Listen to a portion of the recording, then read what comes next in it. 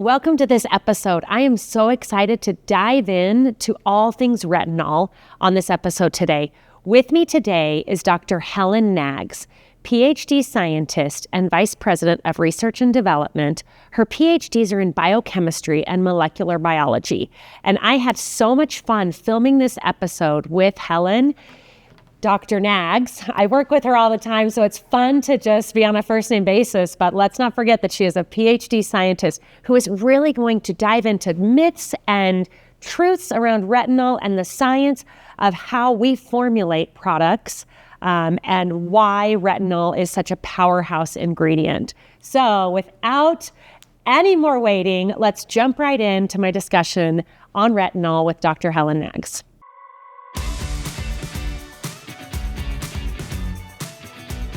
Hello, everyone. Welcome to this episode of Beneath the Label. I have with me today Dr. Helen Knaggs, and we are going to dive into all things retinol today. So there's a reason why this is a passionate subject for you, correct? I want to hear about way back when you were doing your PhD. Tell us a little bit about you and retinol and your passion for it. Okay, so thank you, Kathy, and thank you, everyone, for listening in today. So yes, I started doing my PhD in the 80s. And at that time, there's sort of trends in science. And retinols were really big. They were the notable ingredient of the 80s. And the reason that I got became aware of retinols was because I was studying acne. So I did my PhD in skincare and in teenage acne. And one of the best therapies at the time for teenage acne was something called 13-cis-retinoic acid, which in England is called Roaccutane, and in America it's called Accutane. And there was another drug also called Retin-A, which is all-trans retinoic acid, which was also being used in clinical practice at the time to treat some forms of acne. So I was studying how acne forms, but I was also participating and running some clinical trials for the makers of both all-trans retinoic acid and also Roaccutane. So that's how my road crossed with retinol, if you like. I love that. And I mean, retinol, she's a power player, right? We're going to call retinol a she. I don't know. Okay. Why. I just am. Okay. There it was. Well, so here's the interesting thing. So at the time when I was studying retinols and retinoic acids, nobody knew about the potential of retinols as an anti-aging ingredient, actually. It was as we sort of moved into the late 80s, 90s, where a very famous dermatologist called Professor Albert Kligman began to notice he was giving all-trans retinoic acid to some of his female adult patients who were suffering from some facial acne. And at the same time, they noticed that the skin was improving. And his female patients said that their wrinkles were disappearing.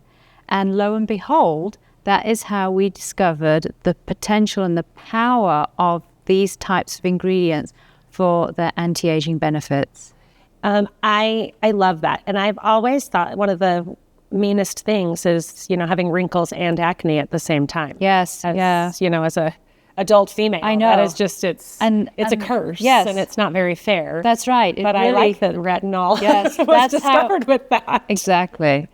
Yeah. Okay. So we talked about a little bit, and I want to dive into, again, like kind of retinol. And I hear all the time people that are like, how important the percentages. So can we talk about, like, you've talked like types of retinol or percentage of retinol, so are those things so in clinical important practice to look at? They are, and types is interesting too, because in clinical practice we use something called retinoic acid. So that's a drug, right? So any form of that is a drug. So retinoic acid is used on prescription. Now the retinols are, if you will, precursors of retinoic acid. So these are the compounds that are used in cosmetic skincare. And so the skin then takes those compounds and is able to convert them into the retinoic acid which then provides the benefits for anti-aging, right? So in skincare, in cosmetics, we use things like retinols, we use retinol esters, and we use retinols, and they're precursor forms that are able to provide all those great anti-aging benefits like improving fine lines and wrinkles. Now, people often get hung up on the percentage of retinol, and it's, sometimes that can be a little bit misleading, because I think it's perhaps natural to think about the percentage being equivalent to the level of potency, but actually that's not always the case for retinols, because it depends on which form of retinol you're using. Okay. And also it depends on the skin's own ability to convert it into retinoic acid, which is the thing that actually provides the benefits for the skin. So, it's sort of difficult, and it may not be truly representative to look at percentage. What I think is the most important thing for consumers to look at in terms of choosing between different forms of retinol in skincare is some of the clinical data and some of the benefits that are associated with specific products, right? So oftentimes at New Skin, we often talk about the improvement of fine lines and wrinkles in 4 weeks, in 8 weeks, in 12 weeks. And if I was wanting to choose a skincare ingredient and want something that really showed benefits, then that's where I would be looking. Tell me what you've shown that this form of retinol in this product can provide me as a consumer. So that's what I would look at. I like that, where it's not just it sounds like not all retinols are created equal. They're not. And it depends on what you're choosing and what you're putting with it. And it even depends on the formulation, right? Which is exactly as you were saying. It depends on how it's built in the product. And one of the problems with retinols is that they're unstable. They're notoriously unstable in the products. And so if you don't formulate it right, by the time a consumer gets to use that product, it may not even have any retinol in it. So it could say, 5% on the packet, but maybe that was on day one when it was manufactured. By the time you get it, which may be several months after it's manufactured, does it have that in? Maybe, maybe not, because retinols so easily degrade. Interesting. So you have to, as you're formulating, you would think about how do you protect you the need potency to be smart. of the retinol instead of just, it had this percent. I don't even know what a good percentage is, so I won't throw out a random number, but it has this percentage. But if it breaks down fast, you're right. By the time that it gets to you, and then as you use it, it's going to break down. Change. As well. That's interesting. Yes. And that's a common thing, I would guess, with a lot of strong, just skincare ingredients in general, right? Are some more stable than others? Yes. And retinol's just an unstable product. So some are definitely more stable, and retinols are notoriously unstable. So you want to use. So you really have to be sort of smart, or make some good choices about, is the product that you're using, has it got a form of retinol that's going to be stable over time? Does it produce good clinical benefits? Is the cosmetic company showing me examples of the benefits that I might experience with this product? What do those look like? Now I'm going to dive a little bit, because this is very interesting to me, deeper into this. How do we make sure that our product ingredients are stabilized, for shelf life? I'm sure that we do very specific formulation and testing to make sure that that the retinol we would use is stable. We do. And we look at how we build the product in its entirety. And so, as you're aware, New Skin has been making personal care products for 40 years, and we have a very skilled laboratory of formulation scientists who are really, really expert in their roles, right, in their jobs. And so when they're working with something like retinol, they'll know that it is inherently unstable, and they'll think about, okay, how do I build this product to make sure that it preserves it, because we want these products to have clinical benefit. We want these ingredients to be able to perform as we intended them to when we built this product. So we can look for certain forms of retinol that actually are much more stable. So when you put them in the product, they will have more durability, if you like, and more longevity within that product. We can also add in other ingredients, things like antioxidant that help prevent oxidation in the product. So, we formulate intentionally based on the end result that we want. I love that. Instead of starting with a goal of a percentage of something, it's on the end result. Yes. And then working and doing the science Kathy. of that. That's really good. But I love that. Yes. What is our goal? Yes. And then formulate and how do we to make that, sure that we get and can that? we prove it with the clinical? Yeah, right? You're absolutely right. I love that. And I know it's not easy. I am so grateful for our PhD scientists, and really looking at this. And formulation is like building or making a recipe. So you don't just make it and that's the one you stick with, but you decide, maybe I vary this ingredient or maybe I vary that ingredient. Or we're always looking to provide our end consumer with a great experience when they use the product. And so we're always tweaking things just a little bit to ensure that the consumer not only gets the benefit, but really enjoys using the product too. I love that because experience is so much. The benefit is number one for me, obviously. And I think for most consumers. But well. The feel.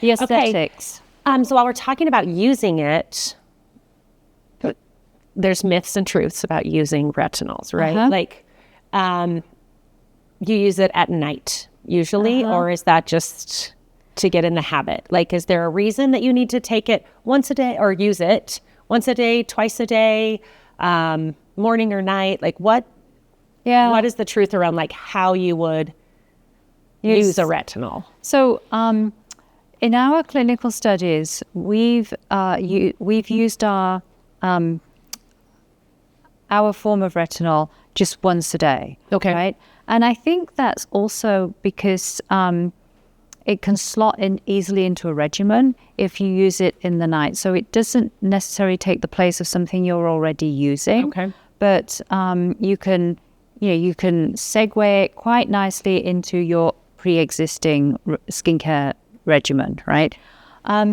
Retinols also in their early days, and even today in some formulations, they can be quite irritating. Okay. And part of the reason why we sort of have these myths today are that people couldn't use them twice a day because they were too irritating for them.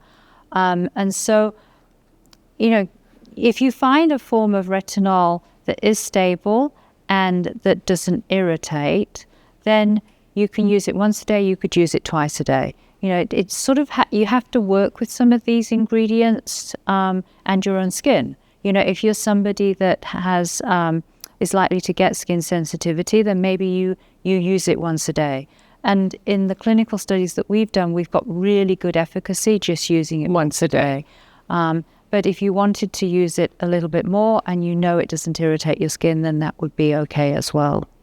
I love that. Here's another, and I don't know if it's a truth or a myth, but that I hear is you can't use retinol and vitamin C serums together. Yeah, and again, that comes from, I think, the sort of irritation potential of both of these ingredients. So vitamin C is an acid, so that in itself can be irritating to the skin. And retinols also may cause irritation. But again, if you play around with formulations and different forms of those ingredients, you can help to mitigate against some of the irritation. So, it depends on your skin type. It depends on the product you're using and what types of ingredients they've used. I should say that with our the retinol that we've chosen for this particular formulation, we've actually tested it on sensitive skin individuals, and none of those individuals had an issue with the specific type of retinol that we've chosen in the formulation. And it's the formulation and the type, to your point, right? Yes.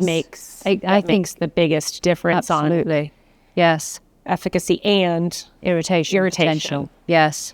And I would guess that a lot of ingredients, you don't have to do that additional irritation, but like you said, retinol is one that... And you do. And also, I think with any product, a good formulation lab will always be thinking about the design of that formulation in terms of what the end results are. And that's what we always do at Nu Skin, is thinking about how do we build things so that we create a satisfactory consumer experience.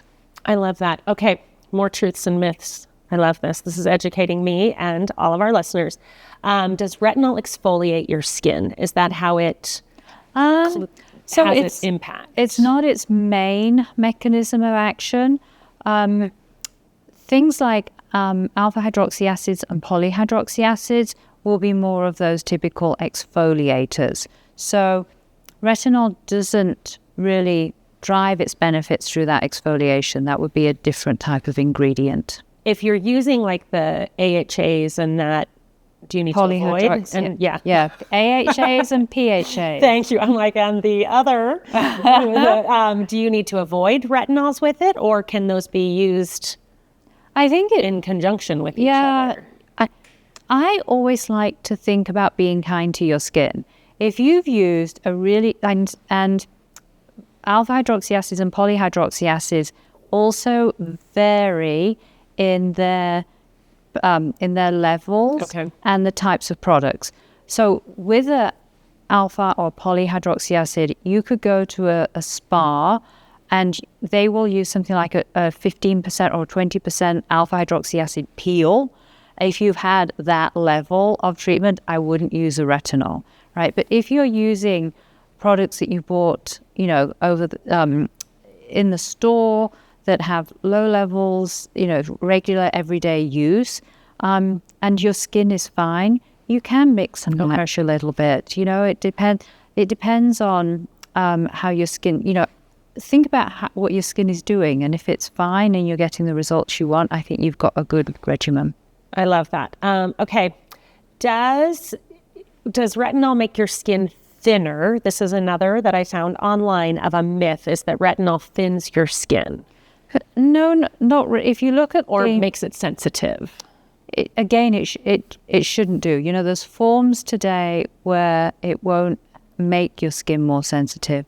In fact, if you actually look at some of the biology of someone that's using retinols, you actually might see the opposite, a little bit of epidermal thickening. So it shouldn't be making it thinner. So that one was a myth. I would say that was a myth. Yes. Okay, so that one was a myth. What age should you start using retinol? And this is maybe a trick question all the way back to your PhD. I know, that's what I'm thinking. Where it was this and this, but let's say that you're not, is there even an age, or does it just depend on the retinol that you're buying and the formulation's purpose? Yeah, and if you go to a dermatologist and you're a teenager who's prescribed it, then you might be using, a form of retinoic acid for acne. I think 18 plus. 18 plus? Yes, and that's what, as we've designed our formulations, that's what we built for 18 plus, I think. When I started, I didn't really know anything about skincare until I started working at Nu Skin and decided to come work for, a beauty company, a high-end skincare company. And I remember thinking the sooner I started using great products, the better my skin would be.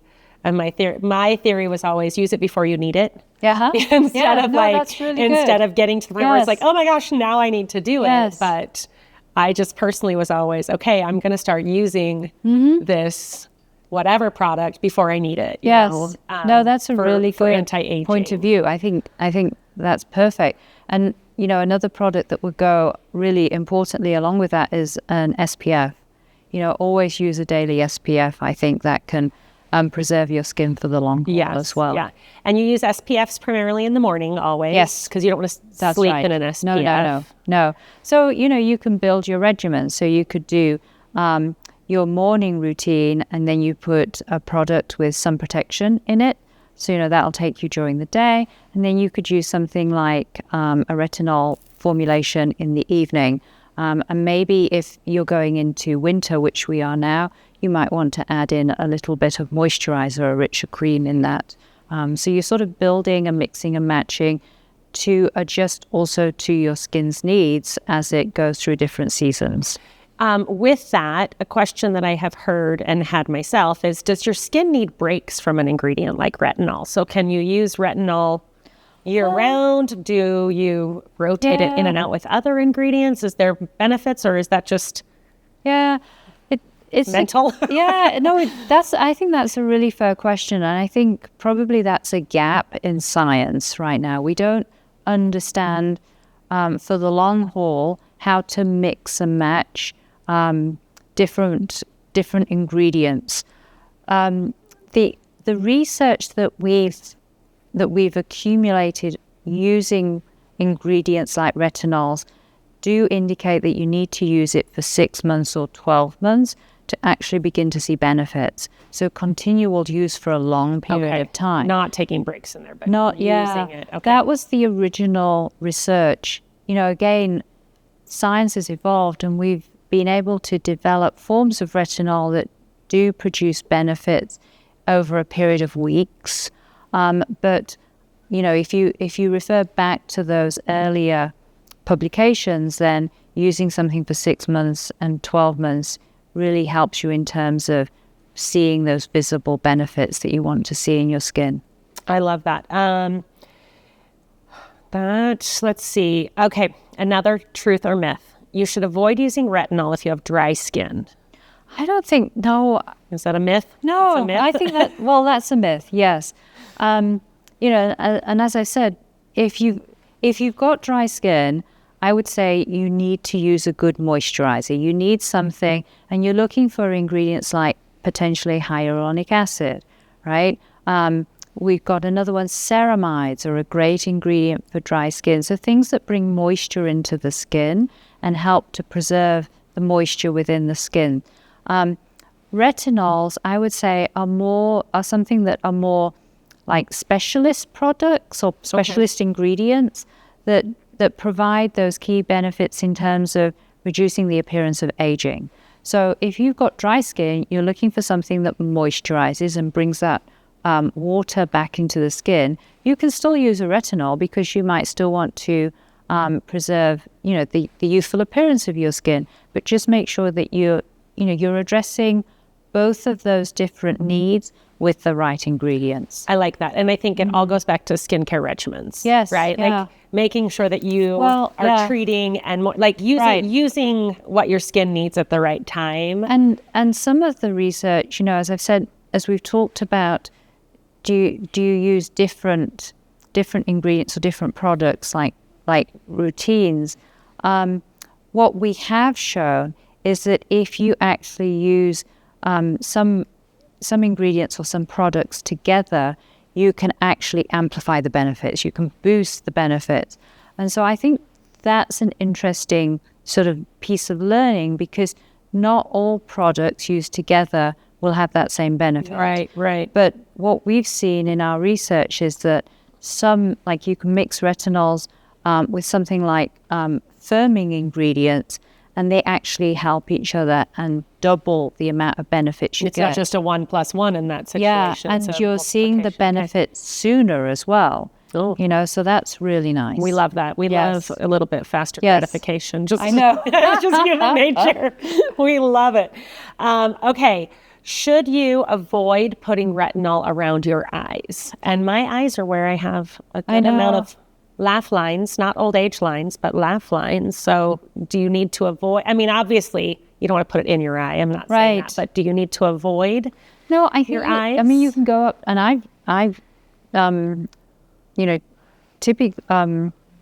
generally always go up sort of around my eye, because you want to be getting the ingredient in those areas, especially as you say, you might have fine lines and wrinkles occurring.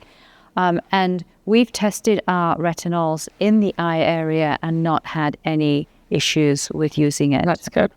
I love that. Okay, I have two more. Truth or myth.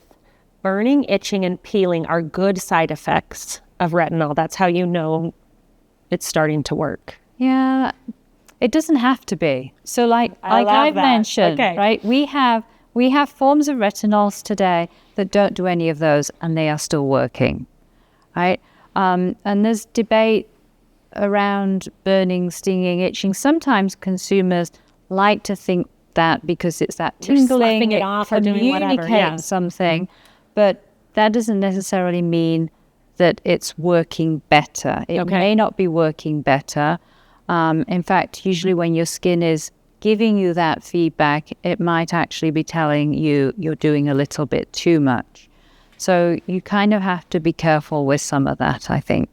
I like that. And sometimes I'm like, that it doesn't make sense. And it doesn't have to. to. I think the point is, remember that it doesn't have to do those things for it to work. Okay. And if you find a retinol that does those things that works without giving you that, then that's probably a really good direction for your skin. But it is possible that your skin could need to adjust. Sometimes, but with the forms of retinols that we've chosen this time, we haven't seen the necessity that people need for that. to build up or adjust. But everybody's a little bit different, Yeah. you know. So, and in our testing, we haven't seen any, but that doesn't mean that there might be a very small number of people that might just need to give their skin a little bit of time or work into regimen. But we haven't seen that with our studies or consumers that we've tested on. And like you said, you specifically tested sensitive Yes, skin we did, for sure. Yes. to make sure that it's not just. That's right. I always talk about how and maybe I've just used skincare for so many years now. I'm always like, I have the toughest skin. Like, Yes. not a bad tough, but I'm like, yeah. I don't have sensitive skin. And so I'm always like, I'm not the target market for these things. But then I do have a daughter with sensitive skin, and I'm always like, oh my gosh, like it's so much more work. It would be so much Yes. harder to have sensitive skin. So I love that we specifically And test that. actually, some of the people that have sensitive skin have said about this form, you know, finally, here's a retinol that I can use, which is really nice feedback. That is good feedback. That is really that, and that again was formulated for end results. Yes. to work, not right. just formulated to be sensitive, but formulated to work. I love that. Now this one, I've heard this a lot, and if you're pregnant or nursing as a mother, should you avoid retinols? Yeah. So this goes back to my PhD days, right? You know, when retinoic acid is used in dermatology, it is a very powerful ingredient, right?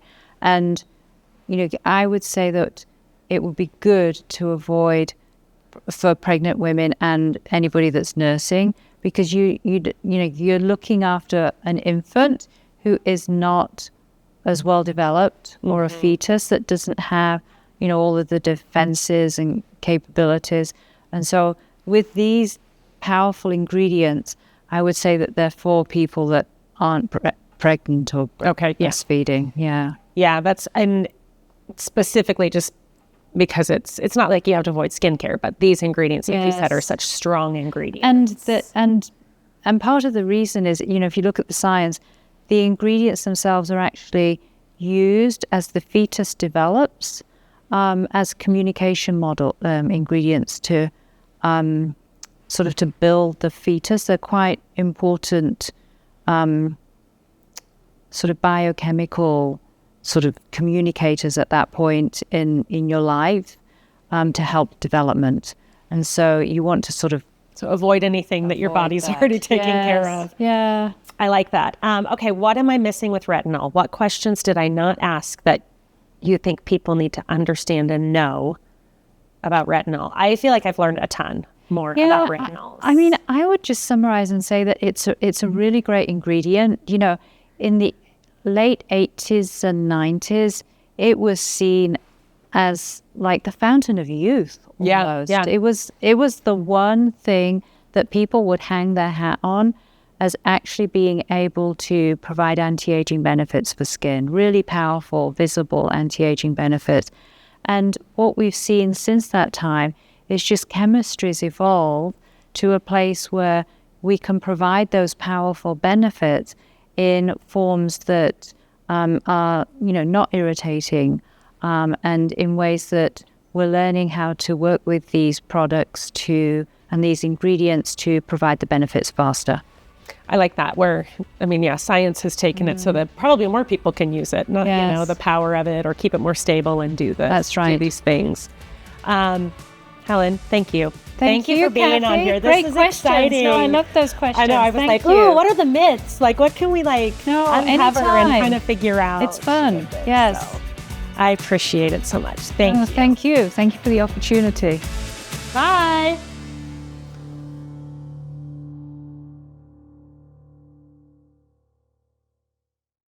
Maybe we could have some beers here. I know. Cheers. That would take it in a different direction. That would be hilarious. This is our nightly chat. This is our VP of R&D and our VP of the Americas just downing some beers. Just having beers, chatting all things retinol.